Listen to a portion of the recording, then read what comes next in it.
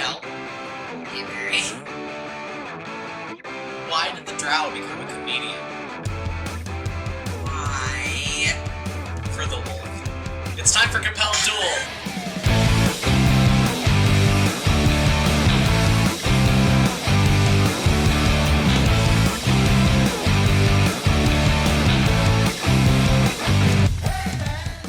Hello, everybody, and welcome back to Compelled Duel. I'm Barry. And I'm Al. And we are a co-DM'd single-player D&D 5th edition actual play podcast. Last time on Compelled Duel, we caught up with Leo in the Sovereign Principalities of Dordoon, where he had some friendly tension going on with both Princess Eleanora Ashthorne of the city of Estermouth and a very charming monk from the Order of the Golden Tusk by the name of Zed Stonebloom. He fought some bandits, he got into some political intrigue, he got kind of low-key emotionally manipulated a child, but that's fine. Oops. And before that, the last time we checked in with Phirora Valsine, she had just survived an assassination attempt back in Astraria. She fought off the tree that had been sent to kill her very valiantly, and both of her friends got absolutely shit-kicked. And Fee took no damage. And Fee took 0 damage at all. And she later found out that it had been discovered that her brother was alive and raising an army halfway across the world to come back and try to execute a military coup. A lot happens all the time, and a lot will continue to happen all the time. Yeah. It has been now a little over a month since the last time we saw Phirora. What do you think that Fee, kind of in her own mind and in her own actions, Al has been prioritizing in this last month and some change? Honestly, I think Fee is constantly on guard. I think the hypervigilance has kicked in. I think she is just trying to keep up appearances, which is what she does a lot of the time, but more so now. I think that conversation with her dad obviously shook her up pretty bad. We last saw her having a panic attack. So I think she's been trying to keep it together and keep everything kind of bottled up as much as she can, and also not get assassinated. And it is a goal that your father also seems to have in mind for you as well, because... I would fucking hope so. Yeah, well, it seems to be that way for sure, because your magic training sessions with your tutor and surrogate mother, Elisha Dakarin, have increased fourfold. In the past month and a little bit, you have been training with Elisha almost constantly. And that is actually where we find you now. Our camera zooms in on a great hall in the palace in Valental that is no longer decked out for the party that we last saw. Now it is empty and cavernous, but there are man-made constructed obstacles. Furniture with blankets over it, just in piles around this room. It looks very slapdash and like you wouldn't want the front room of a palace to look like. But Fee, we find you walking very carefully and quietly between all of these carefully constructed man-made obstacles. Wand out, you're in a new kind of... It's not armor per se, because you don't have proficiency in any kind of armor as a sorcerer, but it's like quote-unquote mage's armor. Tight-fitting pants, sturdy boots, and a lace-up vest. You're in this outfit and you're prowling back and forth between all of these obstacles. You have leveled up, by the way, because of all of this work you put in over the last month. That's why I asked you to level up your sheet before we played. So you are now a level 4 Divine Soul Sorcerer. Yeah. Yes, so with that in mind, I would like you to roll a perception check. 15. 15? Okay, that does not beat the stealth roll of the thing that is after you. Fantastic. And so, with a giggle and the rattle of many of Barry's dice,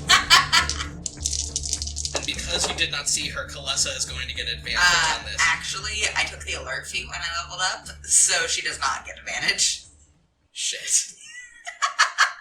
Well, wait, with the alert feat, she also can't surprise you, right? You can't be surprised. You gotta be shitting me. You made my rogue impotent. Okay. Alright, well then Kalessa's not gonna get this attack with advantage on you, so let me roll again. God, and you also took away her sneak attack. Yeah, I did. This is cruel. Okay. Kalessa's a badass, guys, I promise. Just not today, she's not. She rolled a natural 19 to hit you, so she's still gonna hit you. Yeah. And she jumps out from behind one of the man-made obstacle structures next to you, and she has a big stick in her hand, and she goes, "Didn't watch out close enough," and she smacks you for 6 damage. God damn it. Can I hellish rebuke her just a little bit? If you would like to non-lethally hellish rebuke your friend, yes. No, it's fine. Maybe later. And then she's going to use a bonus action to hide, so let me roll stealth for her. So Kalessa rolled an 11 for stealth, but it's actually a 19 with her modifiers. So, yeah, she disappears right behind another one of those structures. And from the other side of the room, Fee, you hear constant vigilance around a mouthful of food. And you look over to the other side of the room where Alasha Dakarin, your magic tutor, is sitting in a cushy chair with an end table beside her with a big charcuterie board on top of it. And she's just like slamming slices of salami and yelling constant vigilance at you and banging her cane on the floor. And next to her you hear, yeah, constant vigilance. And Fen, Fenandris Tormer, your best friend and bodyguard, is standing behind her, just sneaking like grapes off the charcuterie board. I don't remember asking for input from the peanut gallery. She's gonna try and go after Kalessa. Okay, so I'm gonna use 2 sorcery points to do a quicken spell to give myself True Strike. So I don't have this advantage, actually. Okay, so you roll flat. I am gonna cast a Witch Bolt on her. 12. That is not going to hit Kalessa. Yeah, that's fine. Yep. She, again, does not get any sort of benefit on you because you took the fucking alert feat. But yeah, I think the room goes very quiet again, and Alasha takes another bite of, like, cheese cube and eats it and goes, "You want to listen for your surroundings. You're going to hear Kalessa move before you ever see her." Thanks. Welcome. That's going to be a dirty 20, and she pops out from behind another structure, and you do hear her move. Alasha was right. You did hear the scuffle of her feet, and you turn around just in time for her to clock you right in the solar plexus with the end of this big stick. Ow. And she does 2 damage. And then she's going to use a bonus action to hide again. She didn't roll so hot on that stealth. It's still a 15. What's your passive perception? Not 15. Okay, cool. So she does hide from you. Yeah. Unless you would like to roll perception to try to spot her and see if you can roll over a 15. So you'd have to roll a 14 or higher. I mean, 25% chance. Yeah. Hey. I rolled a natural 18. Okay, so she tries to hide. You do not allow her to hide. Hell yeah. You hear Alasha yell, "Constant vigilance!" around some more cheese again. You just eagle-eye her and kind of trace her around the back of this structure as she tries to hide. Yeah. So I'm going to cast Lightning Lore. Oh no. Which is my new cantrip. I need to make a strength saving throw, correct? Yeah, she needs to make a DC 14 strength save. +1 to strength. She's a little girl. She's not strong. She rolled a 4. Okay, so with a 4, she is pulled 10 feet in a straight line toward me. Does that get her within 5 feet of me? Yes. So she takes 5 lightning damage. She shrieks as you hit her. I assume I'm not getting in any bullshit today, so I'm going to use the rest of my sorcery points. Just to be petty? To quicken spell again. She's going to make another strength saving throw. Natural 20. Fuck. Okay. Well, I try to get her with the gust cantrip and knock her feet out from under her, but it doesn't work. You pull her in with this lightning and it shocks her, and you see the shock goes up her arm and makes all of her hair stand on end and frizz out, and you see crackles of static electricity in her hair. And she shrieks and goes, "Bitch!" and then pulls out of your grip with that natural 20 strength check, and then it's her turn again. And she's just gonna swing at you with the stick. Training exercise forgotten? You fucked up her hair, and now she's gonna kick your ass. And she rolled a natural 19, so then that would be 22. Yeah. 5. She just gets you right in the stomach with it, Okay. She says, "Ow." I'm going to use the command spell. So she's got to make a DC 14 whiz save. 17. Motherfucker. And Kalessa is a trained magician. She's a rogue now, but she did go to wizard college, so she does know quite a bit about, arcana and spell structure and stuff. Yeah, she shrugs off the effect of this spell, and, her jaw drops open, super offended, and goes, "Did you just try to fucking command me? You keep hitting me with a stick! Because you're not fast enough!" And then she's gonna swing on you again. From across the room, you hear Alasha go, Girls! Cut it out!" And Kalessa does not cut it out. She swings on you again. With a natural 19, which is going to be another 22 to hit, she gets you. Okay. With Now I'm going to hellish rebuke my friend. She comes at you with the stick again, and just Babe Ruth baseball swings this thing at you for 6 damage. And I'm going to do a hellish rebuke on her for 3d10 damage. You hellish rebuke your friend. Yes, because she keeps hitting me with a stick. 23. Oh, Jesus, okay. So you and Kalessa are just both absolutely beat to shit. Yeah. Your very good friend Kalessa comes at you, hair out in a frizzy halo around her head, big stick, baseball swings at you, and you catch her right in the face with a hellish rebuke. Yeah. And with the force of this hellish rebuke from you, Kalessa actually does go flying backwards through the air and into one of the structures. I want to reflavor it, because I know hellish rebuke is usually fire damage, but because of Fee's whole deal, I want to reflavor it as lightning damage. Okay. So there's a small thunderclap, and she takes 23 damage. Yeah, I think the force of this thunder, it is being struck by lightning a little bit. Kalessa just shrieks and goes backwards through the air and collides with one of the training structures, and you hear Alasha actually stand up, big, serious voice. "That's enough, ladies." Fee compulsively straightens her hair and her clothes. Alasha is stood up to her full, not as tall as you, but still pretty impressive height. Looks the same as ever. Long, black hair, scar down one side of her face and down her neck into the neckline of her dress. She's got her cane, bright purple, but also kind of hawk-like eyes, just narrow at you. And she goes, "Kalessa, you live over there?" And a very weak voice from the top of the structure goes, "Yeah, I'm good." And you see a really shaky thumbs up come up over the top of the structure. "Sorry, Kalessa.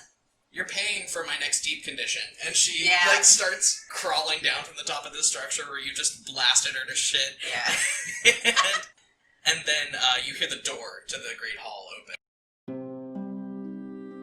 Oh, good. Yeah, not exactly. You turn around, Fee. Your dad and Kalessa's dad, Ambassador Eamon Petrus, just walked in. Fantastic. Fee ramrod straight posture instantly. Bob's little curtsy and says, "Father, Ambassador Petrus." Your father takes 3 steps into the room. Fee stops, sniffs. "Why does it smell like burning hair in here?" Fee grimaces and says, "Kalessa and I were, Lady Petrus and I were sparring, and I lost my temper just a little." Across the room, you hear a bzzz coming from Kalessa's hair. And her eye twitches a little bit. Fee, your father looks over at Kalessa, and he has a very composed facial structure, but you see just a moment of a shit-eating grin on his face for just a second. But then he turns back to you and goes, "Well, at any rate, it looks like your training is going phenomenally." Which is actually precisely why the ambassador and I came down here to have a discussion with you. We have figured out what the first phase of our public relations plan, due to the incident, is. Fantastic.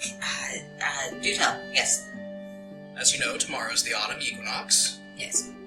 We will be sending you north to the city of Omagroth to open up the festival there.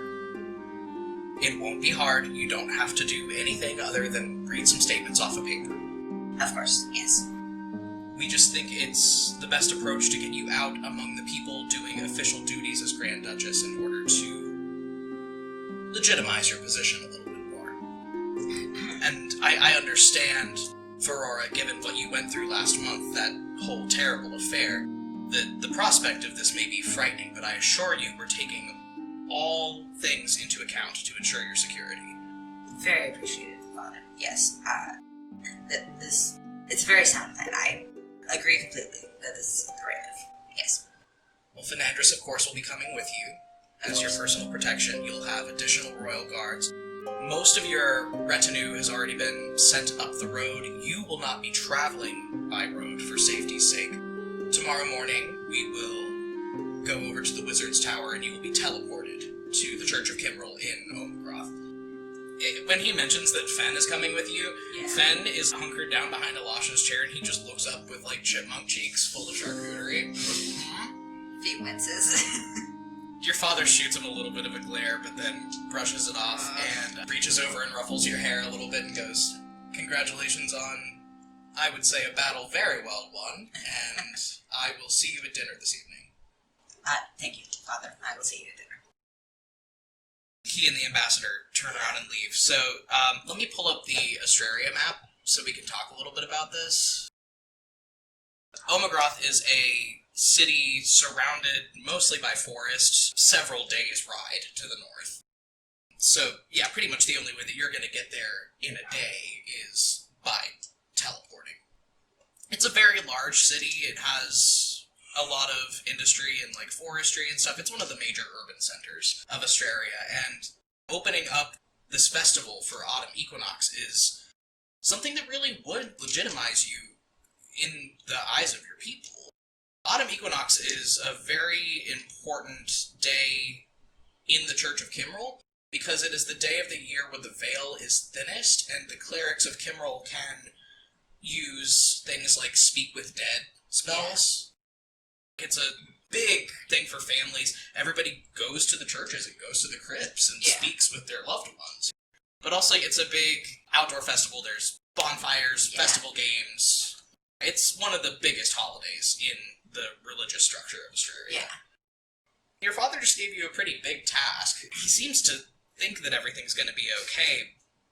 As he and the ambassador leave, Elisha just kind of raises an eyebrow and goes, "Huh. Okay. Well, let's talk about this. Do you feel ready?" Do I ever? It doesn't really seem to matter whether I feel ready for a thing or not. It just sort of happens. Listen, Fee, you've done amazing with the training over the last couple months. I know I've been riding you really hard, but I think that if you can go open up that festival and get out among your people and project some damn authority, that it will do wonders to mitigate what I'm sure is an incoming shitstorm for the whole country. Yes, of course. Yes, projecting authority. Got it. While you're having this really tense, silent moment, you see Kalessa finally discharging most of the electricity from her hair, looks up and goes, bummer. You're gonna miss Equinox? We were gonna party. Don't worry, I will have exactly zero fun without you, I'm sure. Fen goes, "Yeah, thanks." He puts his hands up and goes, "Oh, no, I know, I'm the bodyguard. It's my job to not be fun. Don't worry, Fee, I'm not offended," he says, and just angrily eats some more charcuterie. Fen, I do not have the time to worry about your feelings in this. I will buy you a fruit basket later.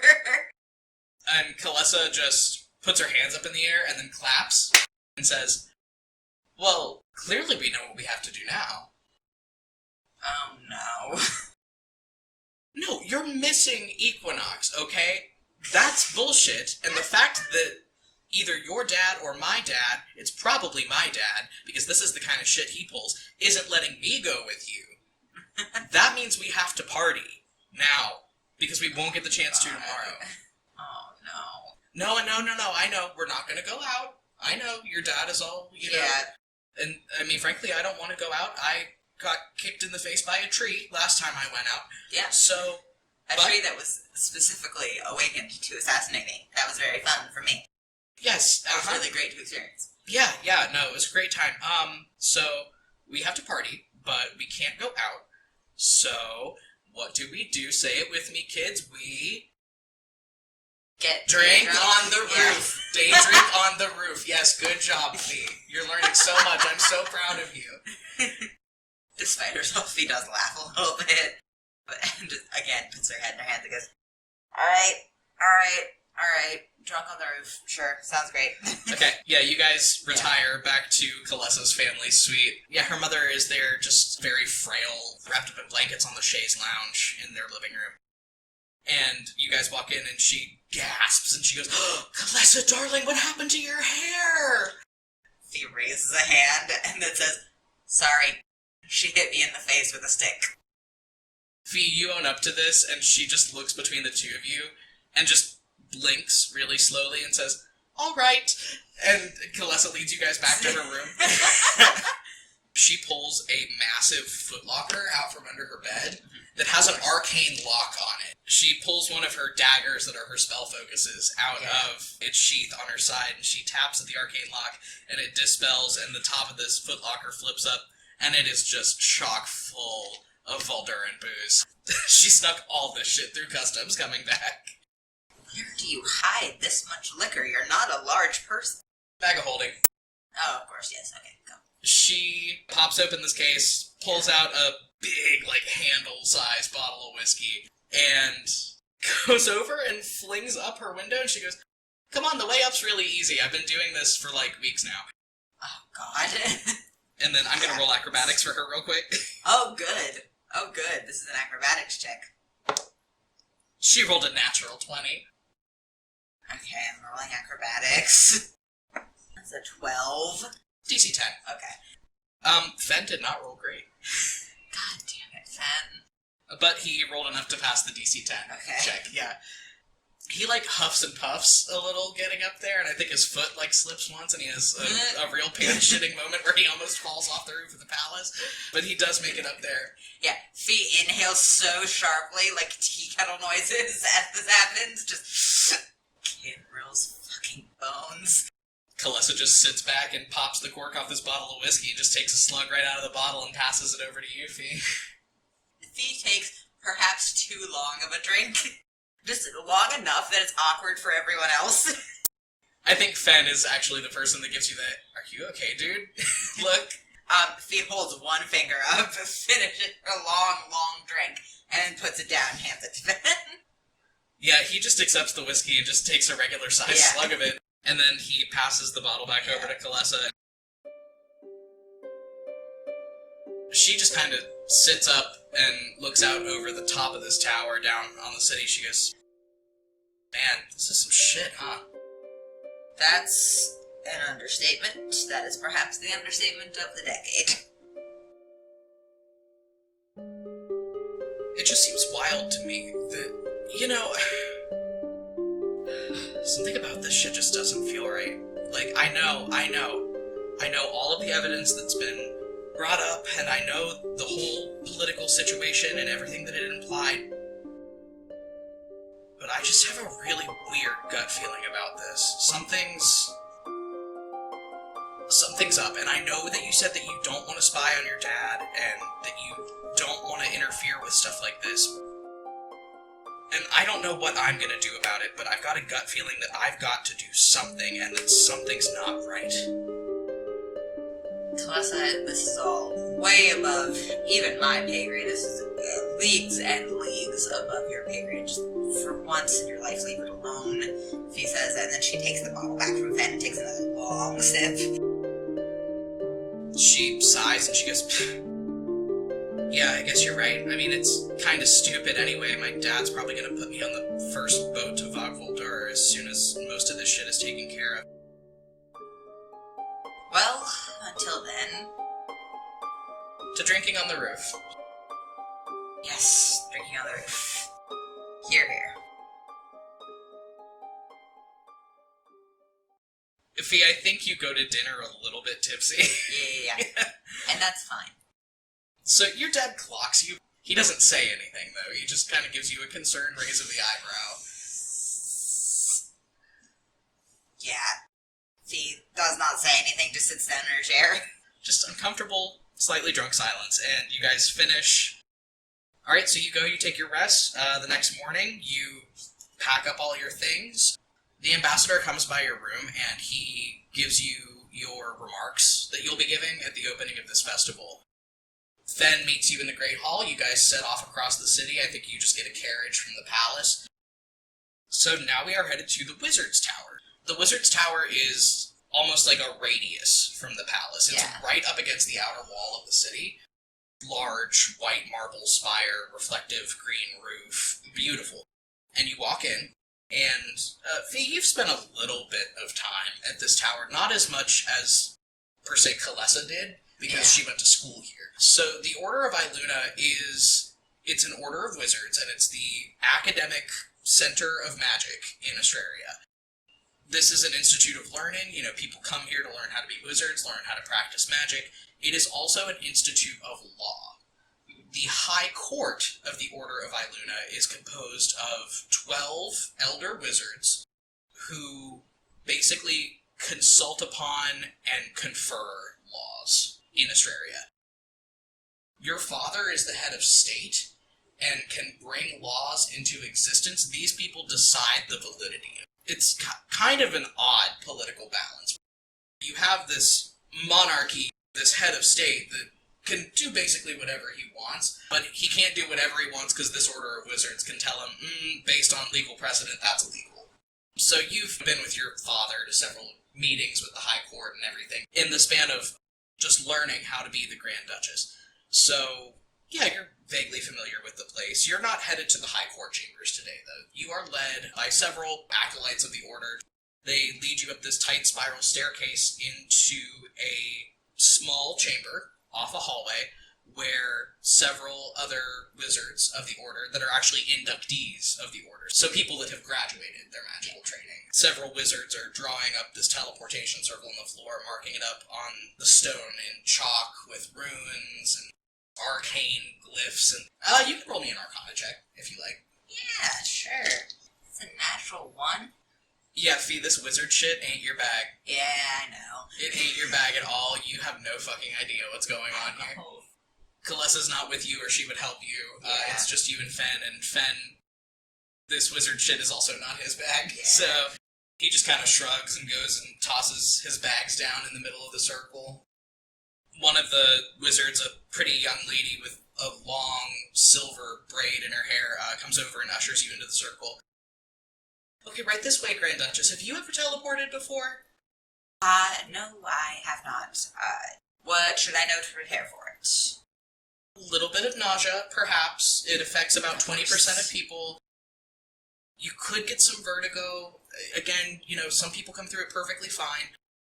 You're going to feel a little bit of a falling sensation, a little bit of a tingle in the tummy, and then you'll be safe and sound at Omegroth. Fantastic. All right. Okay, perfect. 3 wizards set up at equidistant points around this circle and start channeling their spell work. You see the chalk runes on the floor start to grow. There's another wizard at a desk in one corner of the room, doing paperwork. And the door to this room opens as you see these runes on the floor start to glow. And a Order of Iluna robe-clad Soren Shakrana walks into the room. And he has an armful of papers. He doesn't even acknowledge that you're there. Fee doesn't roll her eyes, but it's a near thing. Yeah, he walks in, doesn't even look at you, and goes over and plops some folders and some papers down on this wizard's desk in the corner and says, they sent me down with these from upstairs. They're wanting to know if you can rush the reports on them for the end of the day. And the wizard kind of grumbles something, and Soren just puts his hands up and walks away. V, I would like you to roll an investigation. Nat 20. Nat 20. You see every moment of what happens next. I think you just hear Alasha screaming constant vigilance, and your focus just zooms in on Soren as he walks back across the room. And he did not acknowledge you coming in because there were people watching him when he came in.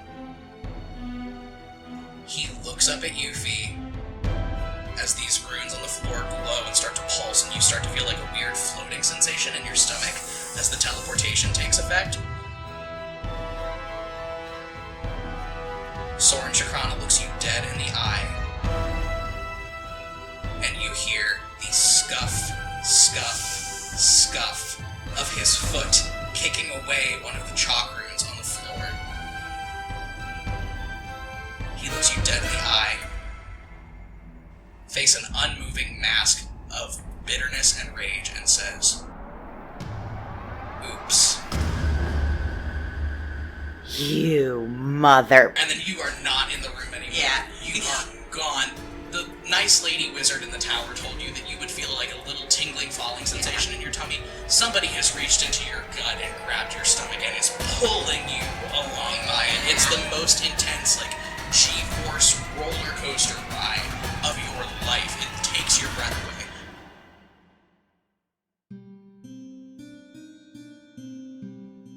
And then, just very suddenly, very jarringly, it stops.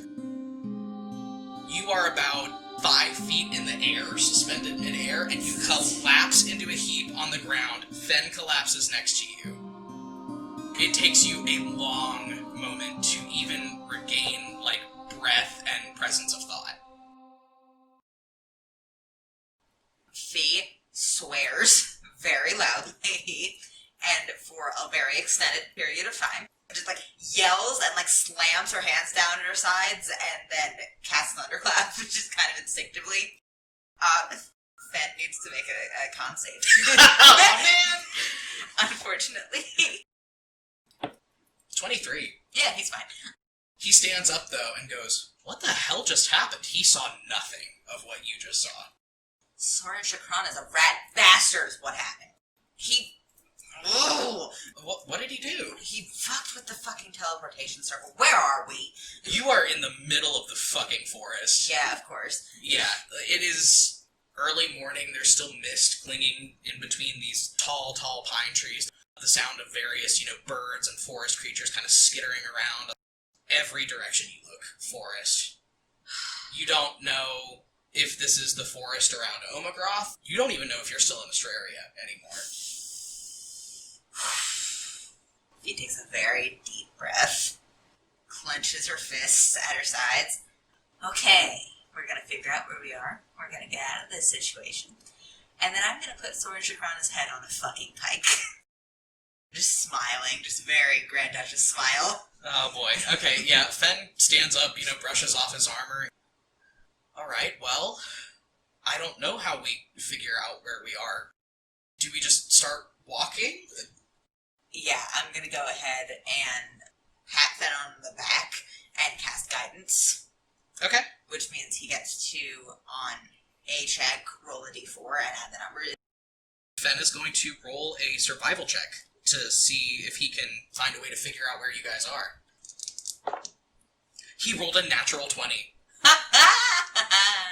Fen turns into fucking Davy Crockett for a second. Just, gets down on one knee, puts his ear to the ground, stands up, licks his finger and puts it up in the air to see if he can see which way the wind is blowing. Fen briefly multi-classes into a ranger. For one shining moment. It's Fen's big day, baby. Yeah, and then he stands up and he closes his eyes and he says, "Hold on, listen." And at his prompting, you close your eyes and listen. And you hear a distant kind of rushing crash. He goes, "That's the ocean. That way." And he points off to your right. Okay. That's somewhat helpful. Which coast are we at? We're about to find out. Yeah, I suppose so. And yeah, you guys just take off through this forest. It's a bit of a trek. The terrain is very, you almost feel like it's, mountainous terrain almost. There's a sharp upward slant to some of the inclines that you guys climb, and a lot of rocks that you can, trip on, and it's not easy going. But eventually you make it to the tree line of this forest where you are, and you can see... Well, first you can see, open sky and lack of trees out ahead. Yeah. And then you crest to the top of this ridge, and you see a rocky, inhospitable beach, and gray, churning seas crashing into it below. This is down, 100 feet below you. And then you see a long stretch of this churning, gray, stormy-looking water.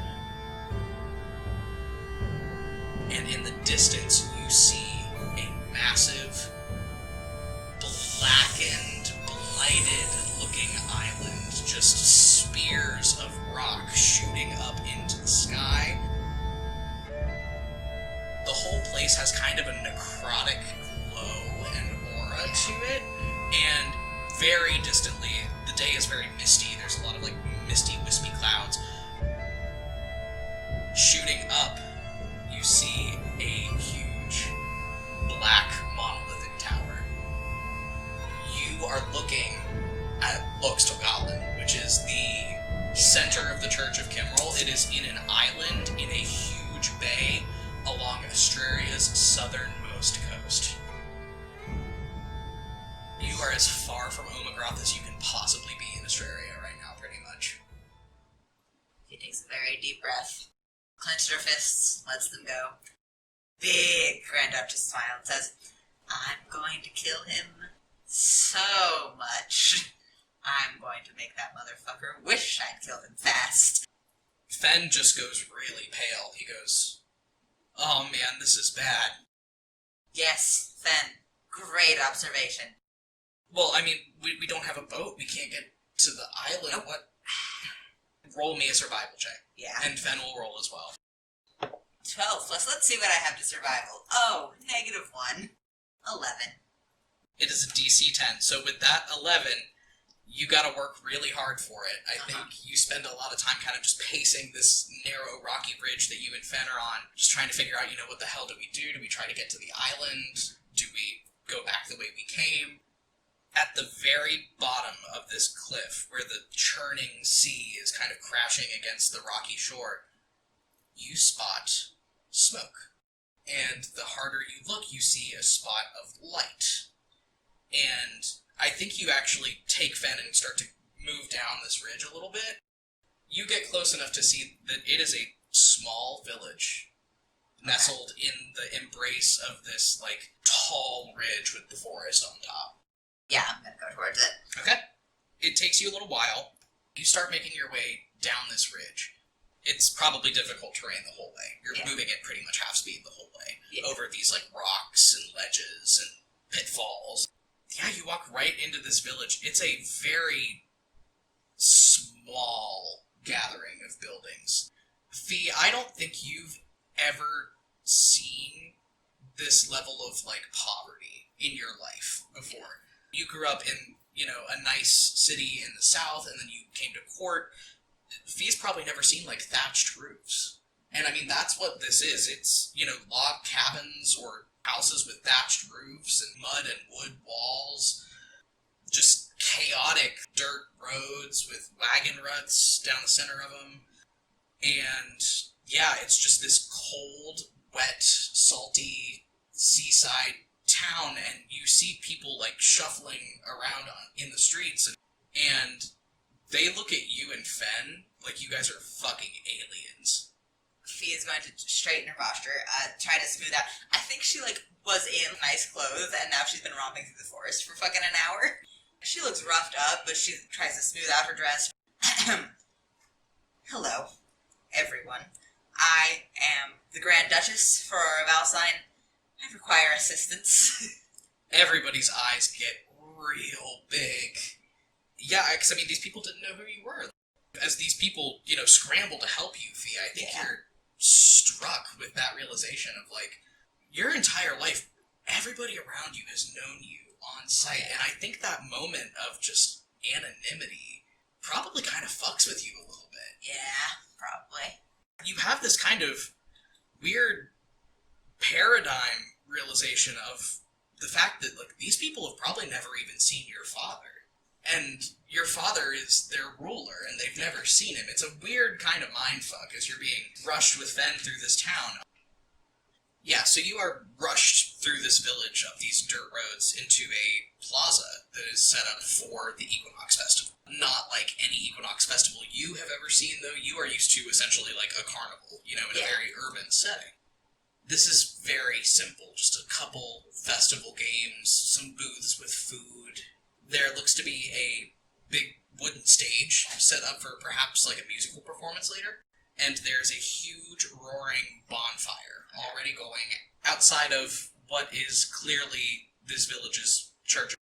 And you and Fen are led into this church, and while it is simple, it is much the same as every other church of Kimmerl you've ever been in essence. There's pews, there's an altar down at one end, there are skulls hanging from the ceilings.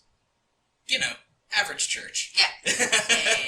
Yeah. But yeah, to Fee, it's totally normal, maybe even a little comforting. The people that brought you here, they go back further into the church, leaving you and Fen kind of in this vestibule, and you guys are alone with each other for the first time since you got here, and Fen just looks panicked. Fee puts her fucking head in her hands. Okay, yeah, and I think you and Fen just kind of share this quiet moment of despair and, just uncertainty, not knowing what the hell is going on. And then the people from the square come back into the vestibule, leading behind them a very old, very rotund elf in priest's robes. Just like the oldest, roundest elf you've ever seen. Fantastic. He has barely just wisps of silvery hair left on his head, is, shuffling behind these people, and comes up to you and Fen, and harumphs a deep, exhausted breath, and says, "Well, what an early equinox gift. What brings you to Embertide, your highness?" There was an unfortunate accident with my transportation elsewhere, and I was accidentally deposited in the forest outside of your lovely town. Well, sounds like you've been through quite an ordeal. That's one way to put it. Well, if we can be of any assistance, I know we're just a humble village, but please don't hesitate to let us know. Are there boats? Small ferries that go back and forth to deliver supplies to Loxtogalan occasionally. Does anyone here have the sending spell? Well, I do, yes. Would it be at all possible for you to send a message to the Archduke? I understand that's a big ask, but would it be at all possible for you to, at request of the Grand Duchess, send a message to the Archduke saying that I am here instead of where I'm supposed to be? Very well. Thank you so much. So he shuffles up to the altar. At his rope belt, he has a jagged, wickedly sharp dagger with a skull set into the pommel. It is not weird to Fee that this old man has a very sharp knife, because these jagged knives are the holy symbols of priests of Kimrel. He takes this jagged knife in his hand and he starts muttering a prayer, and the dagger lights up with this kind of grayish, silvery radiance, and you feel the arcane kind of energy of a spell going off. Fantastic. He turns back around, he says, "Oh, I'm sorry, I forgot to introduce myself. I'm Brother Vanto. I am the proprietor of this church." Lovely to meet you, Brother Vanto. And then Fee bobs like a little curtsy and says, "I am Phirora Valsign, as discussed with some of your fine people outside." "Well, we're so honored to have you." And then his head twitches a little bit, and you think he's getting an answer back on his sending spell. Fee, shrinks. Roll an insight check. Oh. 17. This old man flinches. So does Fee. Yeah, he just flinches and kind of harumphs to himself and says, "Oh, well, the Archduke is certainly not happy." Yes, I figured he wouldn't be. "He said you'll be retrieved by land since teleportation is no longer safe." Yes, thank you so much. He says, "Well, it seems we'll have you for quite an extended stay then. We're 8 days' ride from Vellenthal." Of course you are. Fantastic. "Well, I'll see to your accommodations, don't worry. Now you can go out and enjoy the festival if you want." Thank you so much, Brother Monto, he says. And she just pinches the bridge of her nose, just... Fen looks at you and mouths, 8 days. Fee looks back at him and just nods and clenches her teeth and then mouths, 8 days. Yeah, Fen just kind of blinks hurriedly and I think just turns around and leaves the church. Fee is just gonna sit in a pew for a second, just head in her hands, just thinking of all the things that she's going to have to hear when she gets back to Vellenthal. Yeah, I think she's gonna wait a minute and then she's gonna follow Fen. Fen is going to town on one of the snack booths by the time that you make it out there. But also there is a crowd gathering around the stage that has gone up, and you begin to hear music from over that way. other than that, there are festival games. If you want to go try to put a jester in a dunk tank or something, you can go try to do that. Or... I think I'll just go watch the performance. Okay, you close in on this stage and see something pretty interesting. There is a young elf woman, very tall, almost as tall as you, and she is decked out in a short, puff-sleeved red dress with lots of multicolored red and orange and yellow petticoats underneath. It's very like a fiery themed outfit, lots of glittering, beading and stuff on it, kind of silky, swishy fabric. She has silver hair, like a steel gray hair, braided in a crown around the back of her head, and on her wrists and on her ankles above her bare feet, she is wearing leather bracers and leather anklets that have many, many small silver bells sewn into them.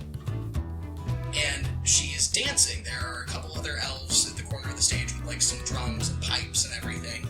And she begins to dance, and from these bracers around her wrists and around her ankles, you begin to see magic appear. Like prestidigitation type effects. She is dancing and swirling around and making sparks fly up from her bracers, kind of making her look like a flame as she dances in this red and yellow and orange flowy dress. And everybody around is losing their shit. This is probably the coolest thing any of them have ever seen. She finishes the performance with a flourish to just absolute cheers from the audience, and then makes a exaggerated bow and leaps down off the stage. Alright. Yeah, wow. What does she do after she gets off the stage? She hops off the side of the stage. You see her talking to another elf, this one a little bit younger looking, who she hashes out some things with. You see like some money exchange hands, and then she grabs a tankard of something to drink off of a side table by the stage and just like chugs it down. Okay, and then I'm gonna roll something for her really quick. Okay, yeah. Fee, she looks over at you, and when you first walked into this village, you had the thought of like this anonymity being a totally new experience of people looking at you and not knowing who you are. That does not happen. You see this lady clock you all the way across the square. Fantastic. And her eyes get really big, and she leans over and says something out of the corner of her mouth to the shorter woman. The shorter woman mutters something back, and she puts her drink down, Fee, and she walks straight over to you. Fee is straightening out her skirts. And just kind of brushing herself off, because I'm sure she's fucking covered in dirt. She's been walking through the forest for an hour and a half. You got some moss in your hair. Yeah. This young woman comes walking over to you, and she dips into a flourishing, very charismatic curtsy, and says, "And I thought I felt out of place here. What's the Grand Duchess doing in a backwater like this?" Fee straightens her hair again and goes, teleportation accident. Obviously I don't need to introduce myself, and who might you be? My name's Mira.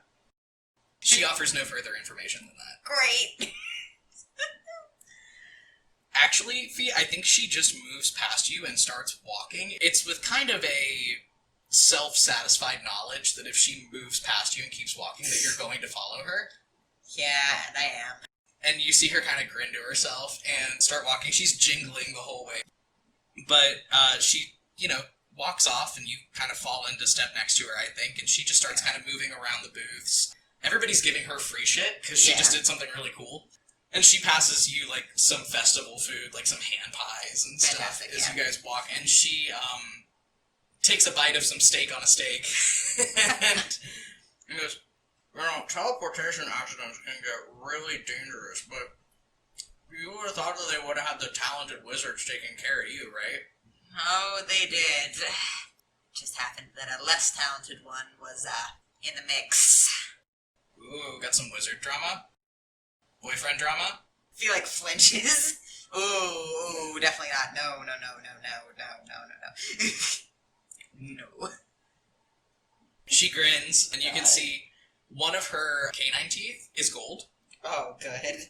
Just one. Just the one on the left. Yeah, she grins, and she says, well, okay, noted.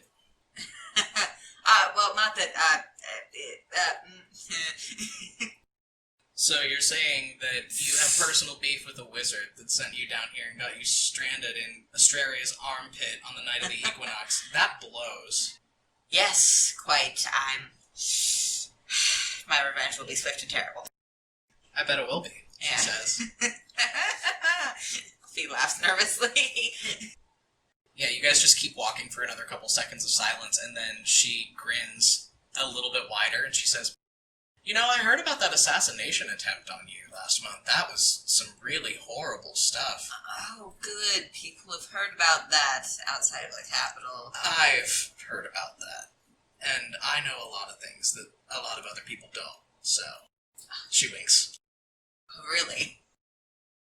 Yeah, all I'm saying is just it kind of begs the thought of an assassin that would fuck up trying to kill you 2 times as a pretty shitty assassin. Yeah, I had that thought as well. But the problem will be dealt with when I get home. In, 2 weeks, apparently. Rough, she says. Yeah. She goes, well, I'm only in town for the festival, but I mean, I guess I could hang around if you wanted some more help, navigating rural life. It sucks out here a bit, doesn't it? A little bit, yes.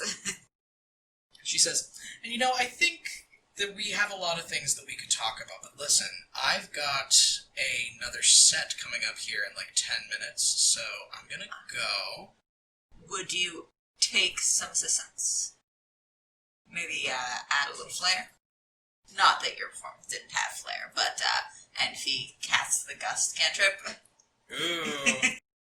You know, you don't want to tempt me with that, because then I'll want to take you on the road, and I think your father wouldn't really approve of that. No, but... I won't tell if you won't tell, come on. And yeah, I think she does... Yeah. I'm gonna roll a performance check for her with advantage from your help action. She's gonna fucking destroy this. She rolled a natural 20. Fantastic. Love to see it. She fully melts these people's faces off. Yeah. Yeah, it's a religious experience for these people. I think before she starts dancing, Fee does a little bit of a gust and, like, makes the bells start before she starts moving. Ooh. Just, like, really subtly. Yeah, and again, you know, just this frenzied, like, dance. She's got the prestidigitation effects and the, like, dancing lights, I think, eventually also coming off and, like, going in between the folds and petticoats of the skirt, so her skirt, like, glows. Yeah, it's very cool. And yeah, she finishes, and by the time she finishes, Fen comes over, and he just has a bread bowl of soup in his hands. I love him. That he's, like, drinking out of the bread bowl.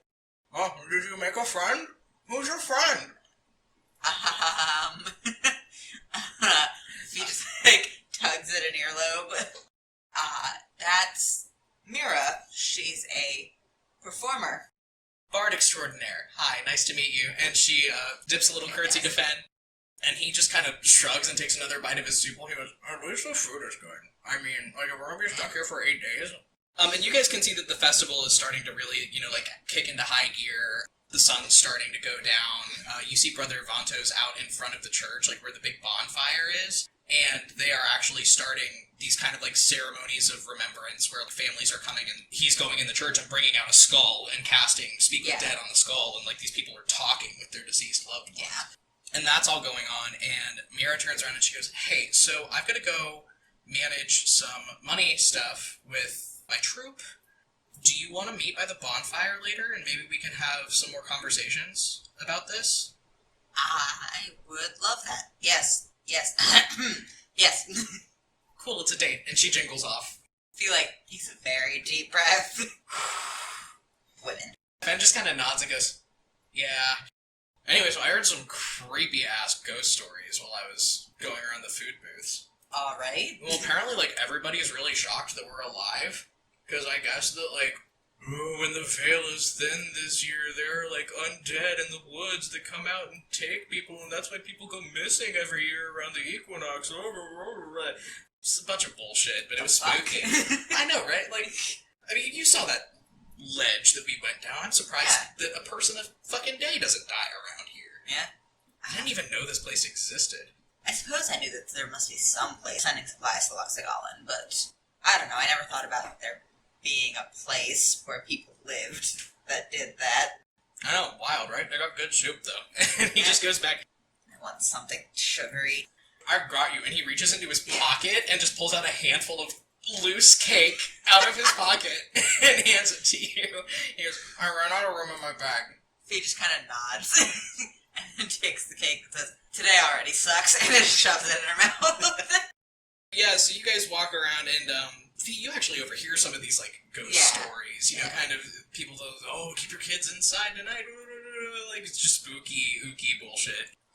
And yeah, I think you and Fen just go enjoy the festival for a little bit longer. I think, you now know that you have people coming to help you. It's now just a waiting game for both your father's wrath and the resolution of this conflict. Yeah. So why the hell not? Yeah, I think you and Fen just kind of roam this Equinox festival and go to the small thatched-roofed tavern and get a little drunk and come back out. The musical troupe is still playing, Mira's friends and everything that she was there with. They're up on stage doing just a set of, like, lively tavern music. People are dancing. Yeah, I think you guys really enjoy yourselves for a bit. And then several hours pass. It is late into the night. The musicians' troupe packs up and leaves. And most of the people are starting to clear out of the square. Okay. Did Mira meet me at the bonfire? Or is she waiting over there? She's not there. Okay. You see her troupe, including the smaller elven woman that she was talking to. You see them, like, over by the stage packing up their stuff to go home. Okay, I'm gonna go over. She's not over there either, but the smaller elven woman that she was talking to earlier, who also recognized you, she dips a curtsy and says, "Oh, Your Highness, what can we do for you?" I was hoping to talk to the dancer in your troupe, Mira. We had, plans. Oh, she's not with you? No. Oh, she told me she was gonna be with you. Fee gestures at, like, the empty space at her side. Then I'm sorry, I'm not sure. I mean, she better hurry the hell up. We're packing up and leaving town tomorrow. So can I make an insight check? Yes, you can make an insight check. So it's a 1. I mean, you can't tell. This woman seems genuinely confused. Okay. Thanks. I guess. If he's gonna walk away, start trying to figure out where Mira is. Okay. As soon as you kind of walk away, the troupe, they go, and they look a little worried. I think you and Fen just kind of start combing through the rest of the square, like, to the few remaining people, trying to see if Mira's anywhere. And something happens. Fee. Oh, God. Fee, you and Fen are roaming the square, trying to locate your new friend. And a bat comes and lands on your shoulder. Okay. Like an actual physical bat. Alright. The bat scuttles down your arm and into your palm, and it looks up at you, and it opens its little bat mouth. And in a fully human, familiar, whispering voice, it says, "Grand Duchess, so sorry I could not make our appointment. I was knocked in the back of the head on my way out of the square, and it appears that I have been kidnapped. I am in the dark. I am bound and blindfolded. And worst of all, they took my jingles. Some help would be greatly appreciated. Thank you, Mira. Go, little friend, go." And the bat flies away. That's weird. Okay. Fen, and then she pats him on the back and casts guidance again. What was that for? He says. He heard none of this. Okay. Mira has been kidnapped, apparently. What the hell? That's weird. We're gonna figure out where she is, because that's fucked up. Yeah, sure. And then he's gonna roll a survival check and add a d4 to that because of your help. That's over 20. That's 23. Nice. So yeah, Ranger Fen puts his ear to the ground again. Yeah, he says, seems like a cave. She said a bat. That would be up the ledge somewhere then. Yeah, probably. What the hell is going on here, Fee? I don't know. He finds a trail. I think you guys actually find one of her jingles on the side of the road, leading out of town. And Fen stops and picks it up. And he looks horrified. And he looks over at you, Fee, and he says, I think this is worse than we thought. Remember all those ghost stories about the people that go missing on the equinox? Yes, I remember the ghost stories. I think we're looking at the conclusion. And that is where we end for this week. Great. So, Team Fee has gotten themselves into quite the pickle, and we will see the resolution of this particular conflict a few sessions from now. I'm gonna knit Soren Shakrana's scarf out of that intestines. See you guys next time on Compelled Duel.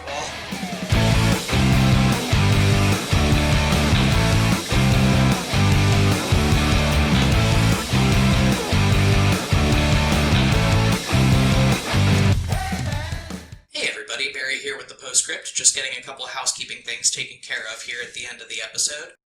First things first, I would just like to apologize in advance. The next couple weeks of sound quality on the episodes are going to be really, really rough. I think I discussed in episode 1 that Al and I recorded the vast majority of season 1 way before we ever released the show. So the next 3 or 4 episodes were recorded during the dog days of summer when it was in the 90s every day, sometimes the 100s, and we just had to have our air conditioner on while we were recording. I was able to get the air conditioner sounds out of the audio, but it distorted the quality of the audio quite a bit. So just bear with us. Again, I'm really sorry. The sound quality is going to vastly improve once we hit episode 10, because that's when we got some more advanced recording equipment to help us out with the podcast. Moving forward, thank you guys so much for listening and hopefully sticking with us from previous episodes. If you're new, welcome. We just want to thank you guys for all of your support and all of the discussion we've seen on social media. We are on Twitter, Tumblr, and TikTok at Compelled Duel. We are also on TikTok at Compelled Duel Audios, where we post audio snippets from the show. And we are also on Patreon, which leads me to another small update. This is a really great problem to have, but we actually have too many patrons now for us to be able to thank all of you at the end of episodes without making these postscripts really, really long.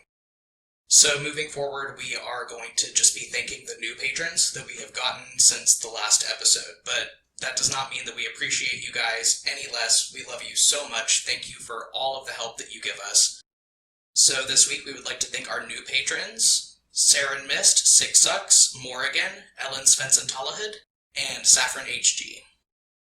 If you like what you've heard and you want to help support the podcast, there are a few things you could do. You can consider pledging to us on Patreon. We do have a lot of really great perks available on there for our patrons. If you listen to us on Apple Podcasts, you can drop us a rating and a review if you have a second. That helps us get promoted and reach a wider audience. And as always, if you're enjoying Compelled Duel and you like it, tell 3 friends about it. And if they enjoy it, tell them to tell 3 friends. Word of mouth advertising is all we've gotten right now, and it's done so much good for us. The next episode is going to be going up on January 8th, or if you are a member of our Patreon, you'll get early access on January 7th. As always, thank you guys so much, and we'll see you next week.